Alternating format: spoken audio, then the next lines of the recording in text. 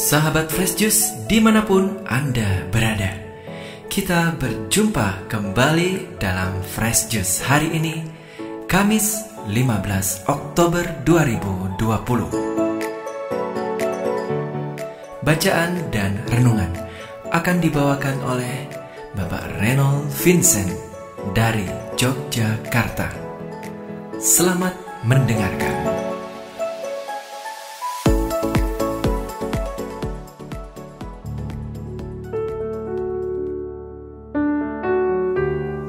Shalom para sahabat Fresh Juice dimanapun Anda berada, berkah dalam. Kembali saya mengudara menemani Anda sekalian merenungkan bacaan Injil hari ini. Dan kali ini saya ditemani oleh Mbah Kemo Dharma yang always katana. Loh, katana itu apa toh Mbak? Kalem, tampan, mempesona. Walah Mbah. By the way Mbah, sebelum kita lanjut ke bacaan Injil hari ini, saya mau buktiin sesuatu dulu, boleh nggak Mbah?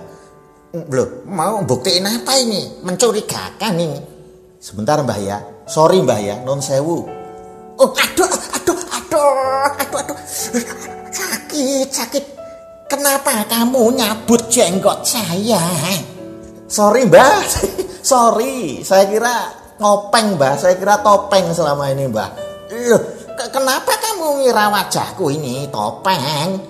Iya, soalnya kan terinspirasi Mbah oleh tema kita hari ini. Buka dulu topengmu.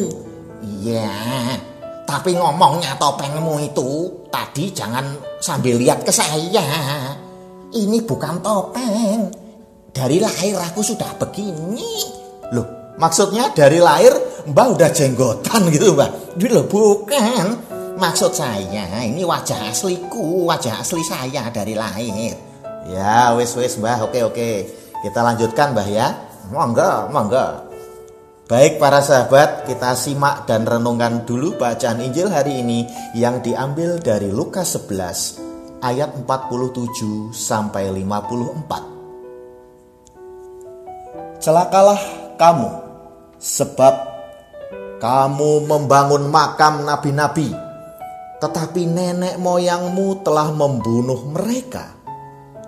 Dengan demikian kamu mengaku bahwa kamu membenarkan perbuatan-perbuatan nenek moyangmu. Sebab mereka telah membunuh nabi-nabi itu dan kamu membangun makamnya. Sebab itu hikmat Allah berkata, Aku akan mengutus kepada mereka nabi-nabi dan rasul-rasul, dan separuh dari antara nabi-nabi dan rasul-rasul itu akan mereka bunuh dan mereka aniaya, supaya dari angkatan ini dituntut darah semua nabi yang telah tertumpah sejak dunia dijadikan, mulai dari darah Habel sampai kepada darah Zakaria yang telah dibunuh di antara mezbah dan rumah Allah. Bahkan aku berkata kepadamu, semuanya itu akan dituntut dari angkatan ini. Celakalah kamu, hai ahli-ahli Taurat, sebab kamu telah mengambil kunci pengetahuan. Kamu sendiri tidak masuk ke dalam, dan orang yang berusaha untuk masuk ke dalam, kamu halang-halangi. Dan setelah Yesus berangkat dari tempat itu, ahli-ahli Taurat dan orang-orang Farisi terus-menerus mengintai dan membanjirinya dengan rupa-rupa soal. Untuk itu, mereka berusaha memancingnya, supaya mereka dapat menangkapnya berdasarkan sesuatu yang diucapkannya. Demikianlah Injil Tuhan. Terpujilah Kristus. Saudari-saudara, para sahabat, sangat keras. Bukan suara saya yang keras ini.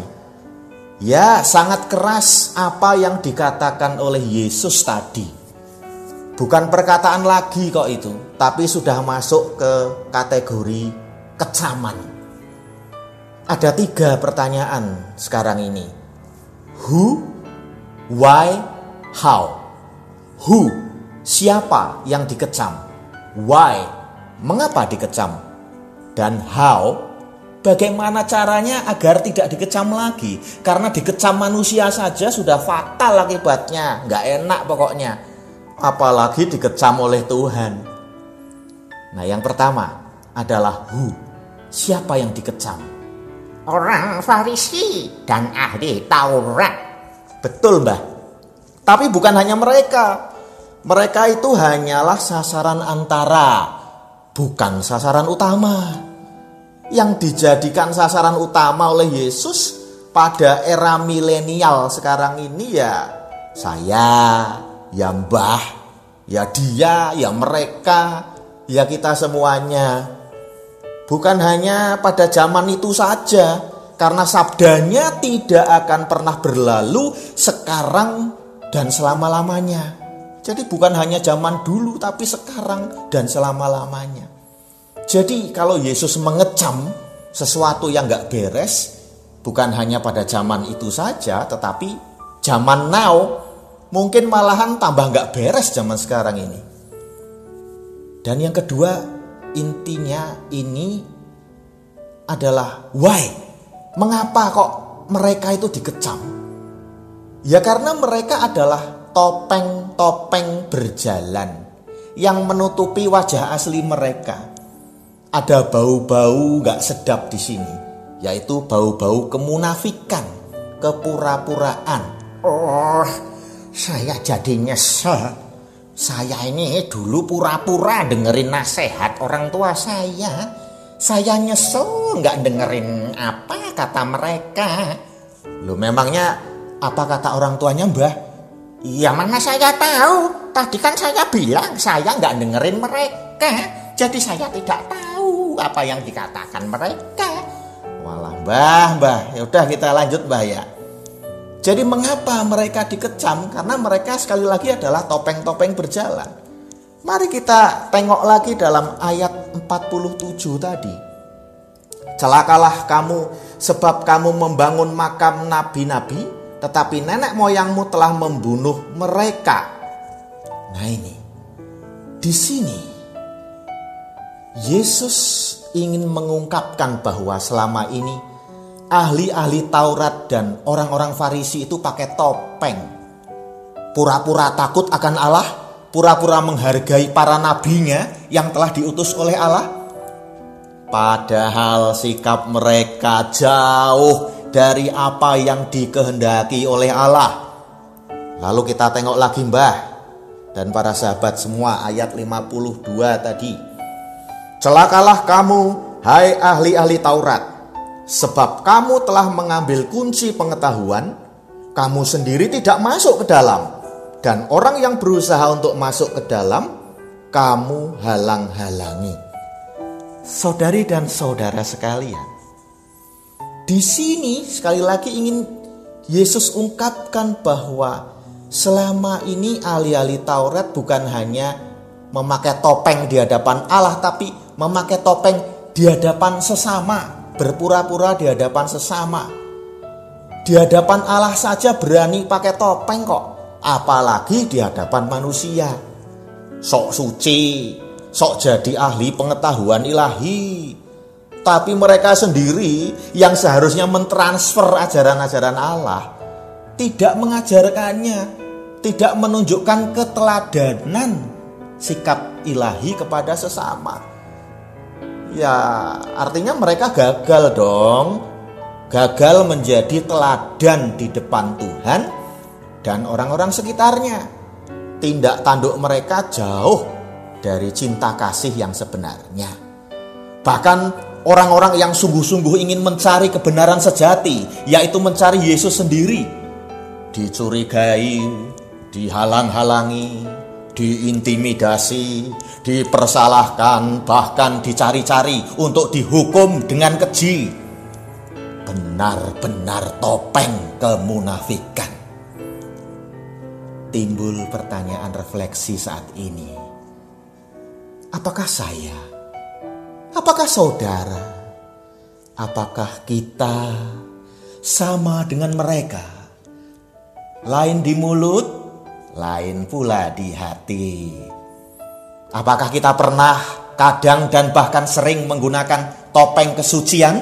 Rajin berdoa, rajin baca kitab suci, tapi tidak rajin menerapkannya.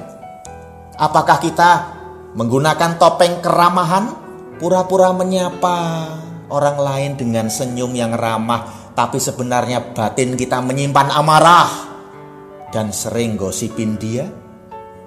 Apakah kita menggunakan topeng kebaikan, pura-pura baik pada sesama, tetapi ada udang di balik bakwan, ada maksud tersembunyi di balik itu semua? Dan setiap kali kita bertengkar dengan istri kita, dengan suami, dengan teman kuliah kita, teman OMK kita, teman kerja kita, pacar kita, teman kos kita, dan sebagainya, kita sering mengungkit-ungkit segala kebaikan, dalam tanda kutip, segala kebaikan kita itu. Ataukah kita bahkan seperti Yudas Iskariot yang secara fisik ikut perjamuan dengan Tuhan, kalau sekarang ini ya disebut Ekaristi, mendengar sabdanya, minum dari cawan yang sama dengannya, makan tubuhnya, tetapi malah berkhianat, menusuk dari belakangnya, membuatnya kecewa. Dan banyak topeng-topeng sandiwara lainnya yang mungkin saja kita kenakan, dan parahnya adalah kita menikmatinya. Para sahabat, kini kita masuk ke dalam pertanyaan terakhir. How? Bagaimana caranya agar kita tidak dikecam lagi? Karena dikecam manusia saja sudah fatal akibatnya, apalagi dikecam oleh Tuhan, bakal cilaka kita semua. Hanya ada satu cara. Buka dulu topengmu, topengku, topeng kita.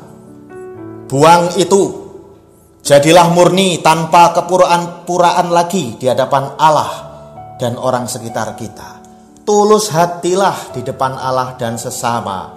Karena jika kita mengatakan, aku mengasihi Tuhan, tetapi kita masih saja pakai topeng kita, maka berarti kita masih mengasihi diri kita sendiri, bukan mengasihi Tuhan. Lah, cara membuka dan membuang topeng kemunafikan dan menggantikannya dengan wajah ketulusan adalah, saya singkat menjadi ku setia doa. Ku setia doa. 4 ya, ku setia doa. Ku-nya adalah syukur. Jadi kita rajin-rajin bersyukur. Oh, Tuhan sungguh baik pada saya. Karena Tuhan sungguh baik pada saya harus tulus mengasihi Dia. Karena saya tulus mengasihi Dia, maka saya benar-benar mendengarkan firman-Nya, dan saya tulus mengasihi sesama saya.